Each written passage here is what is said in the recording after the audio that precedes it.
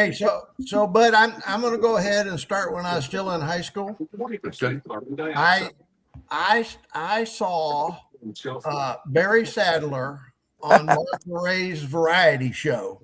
Okay, and according to my mother, I don't remember this, but according to my mother, I said I'm going to do that. Now, I heard my mother talking to a friend about this. This is the only reason I know. She never told me. But she said, he said that, and I knew he couldn't do it. But, I told him, well, that's great, son, And she said, and then he turned around and did it. That sounds familiar. I graduated from high school in 1967. And went down and took the preliminary test to be in the Army. Now, I have a family history of military service. If you go to New Hope Cemetery in Fort Meade, Florida, the original Fort Meade, from 1849, if you go there and you look at the tombstones of all the adult males, there's some that didn't make it to adulthood, but they have their rank and their unit on the tombstone, and that's the maternal side of the family. The paternal side, my Uncle Harvey was on the USS Quezon Bay in the Pacific against Japan. He was the trainer on a twin 40 millimeter Bofors anti-aircraft gun. And the trainer is the guy that makes the thing go back and forth. The aimer is the guy that makes it go up and down. I had to ask. I hear trainer and I'm thinking something totally different. But so anyway, I went down and I took the test, and I go back and I talked to the recruiter, and he said, "What do you want to be?" And I said, "I don't know. What is there?" He said, "Well, your test scores are good enough that you can be anything you want to be." Okay. And I said, "Yeah, but I don't know what those things are." So he started through the list and he got to airborne unassigned. That's at the top of the list, right? I'll do that. Yeah, exactly. Yeah. And if you enlist airborne unassigned back in 1967, you're probably going to get an infantry MOS, which I did. I actually went to Fort Gordon, Georgia after basic. I did basic at Fort Campbell, Kentucky. And I went to Fort Gordon and I took the 11 Charlie training, the indirect fire infantryman. To confirm that the dimensions are correct. And I was pretty good at that. I had an advantage because they use the M16 plotting board, which is basically a big round slide rule, And one of my math teachers in high school had taught me how to use a slide rule. So I was familiar with it. Worked already, I got one, but I don't know how to use it. I don't anymore. But so anyway, I'm airborne unassigned, did my infantry training, went to jump school, and 2 sergeant first class with white flashes. Dale knows what that is. They showed up and they said, "We want to see the following people." And I was one of those people. So we went in, they give us a spiel about special forces, and if you're interested, stay in, and we're going to give you another test. So they did. And it was a 1-page scenario, and there was, I believe, 7 possible solutions. And you had to do first solution, second solution, third, just put them in order. And then they called the guys back in that had passed that, and the group's much smaller now, Yeah. And so I sat down with the SF recruiter, and he said, "Look, you're too young to be in special forces. So what we're going to do, if it's okay with you, is we're going to make you a medic, because that's like a year's worth of training. So you'll be older." So after airborne, I got on the bus, went to Fort Bragg, got off the bus like at 2 or 3 in the morning, And they got these other senior SF guys, and they said, if you want to be weapons, go over here. If you know, so I went to the engineer. So I didn't do the medics training, thank God. But that's a tough course. Oh yeah. Oh, Yeah. Fort Sam Houston, though, you know, I mean. Yeah. But Hey, hang on, Mr. Jim, before you keep going. Mr. Dale, I hate to ask, do you have your TV on in the background, or does somebody have their TV going? I do not. Okay. But I do. I didn't even know. I do. I'm sitting right here. Didn't even know it was on. It's fine. It hadn't been too loud, but I can just hear it just a bit. I got it fine. gone now. You're good. You're good. Carry on. Sorry about it, Mr. Jim. Sorry about that. That's okay. You sure you're gonna remember what he was? Anyway, I graduated from engineer training. My entire engineer class went to either the 3rd, the 6th, or the 7th, which were all at Fort Bragg at the time. I went to the 3rd. Brian Stockdale went to the 3rd. I think Fred Winters, and I'm doing the CCS guys here. I think Fred Winters went to the 6th, but I'm not sure about that.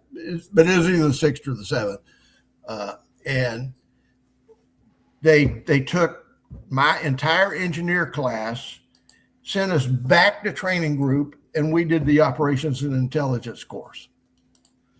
So I got some pretty good SF training. I got 16 months there. Did you?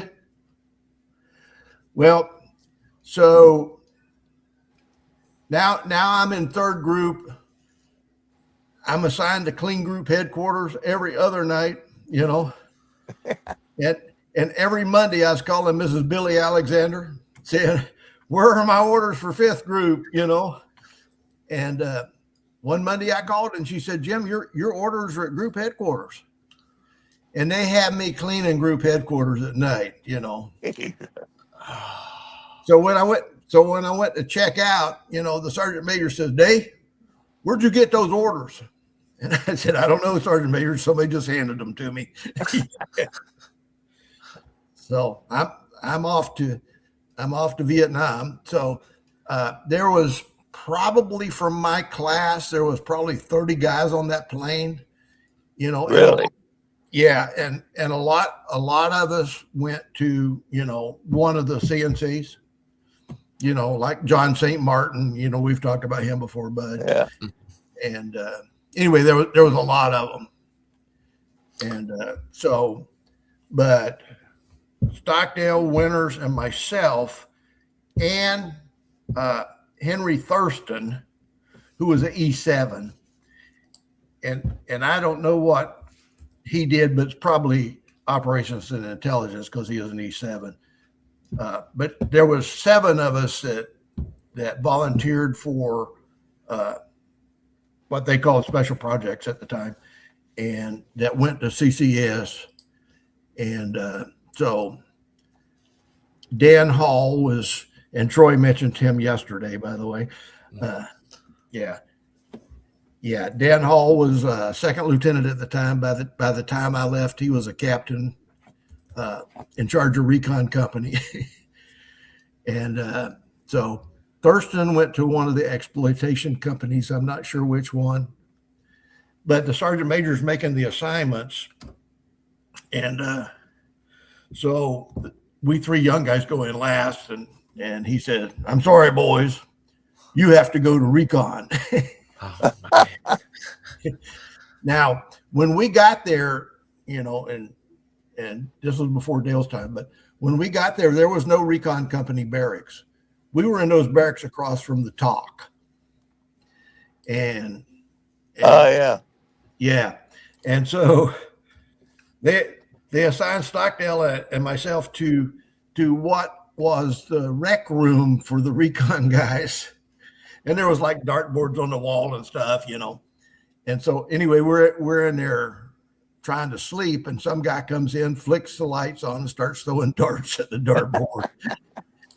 You know, and we're new young guys, you know. I mean, and so we ain't saying nothing.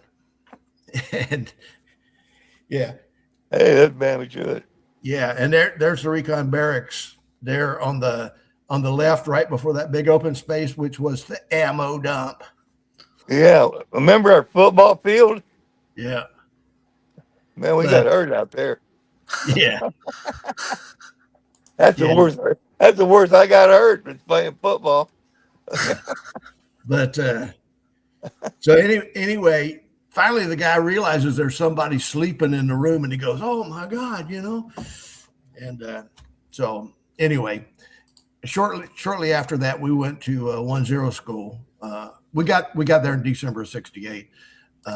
We went to 10 school early, January '69, and pretty much after that, yeah, there's me and Contum. Yeah. I was lucky to be assigned the M79 grenade launcher.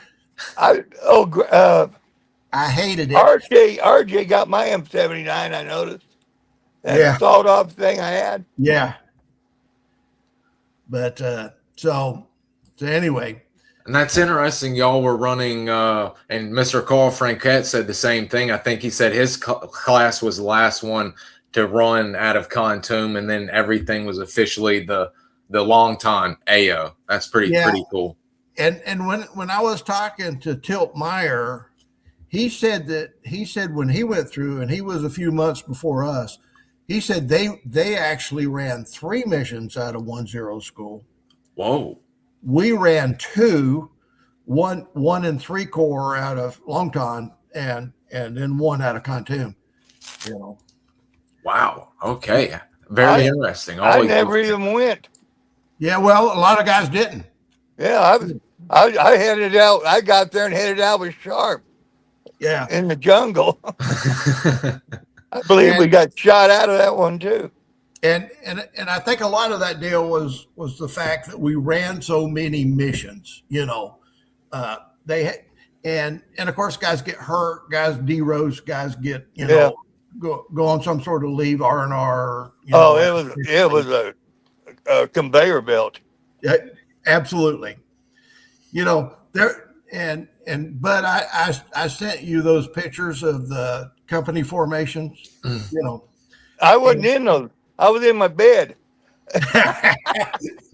But Matamore's made 3 trips, I think, over there to get me. Yeah. And by the way, that was one fine NCO. Oh, I like the hell out of him. Yeah. I like the heck. Yeah. Yeah, he'd come down to the room every now and then and drink some whiskey. Yeah. Well, you probably seen him down there. Yeah. Yeah, he was a good guy. Definitely a good guy. Now, Larry Roseberry, who was there he is. There he is. There he is. Brownsville, Texas. That's where he's from. Yeah. Well, yeah, he was living in San Antonio when he passed. Oh, was he? Yeah, and Larry Roseberry, who was at one time the 10 of RT Hammer when Stockdale was 1-1, he went down and visited him. Larry's wife was Mexican, so they were down there a lot anyway. But he said the sergeant major really didn't know what was going on at that point. He had Alzheimer's pretty bad, so So how old was he? He was pretty old at that point. I mean, he was pretty old when we knew him. Yeah, he was pretty old when we knew him. Well, yeah, but when I showed up, I'm a 19-year-old kid. Everybody was old. Yeah, that's true. Yeah, that's true. Yeah. Now, everywhere I go, I'm the oldest asshole in the group. Yeah. I am. I'm the oldest guy anywhere I go.